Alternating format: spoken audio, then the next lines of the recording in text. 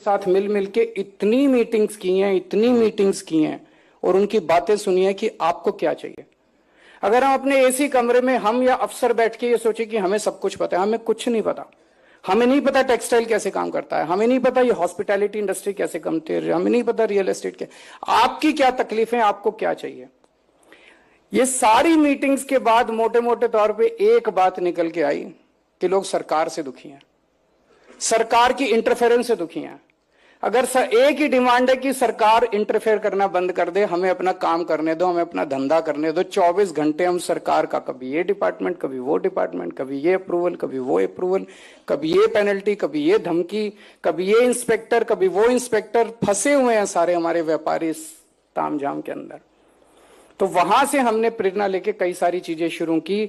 सबसे पहले हम लोगों ने पिछले साल जून 25 के अंदर फास्ट ट्रैक पंजाब पोर्टल बनाया, जिसमें फ्लैट, अगर आप कोई नई इंडस्ट्री लगाना चाहते हैं या आप एग्जिस्टिंग इंडस्ट्री को एक्सपैंड करना चाहते हैं, तो फ्लैट 45 डेज के अंदर आपको अप्रूवल मिलेगा।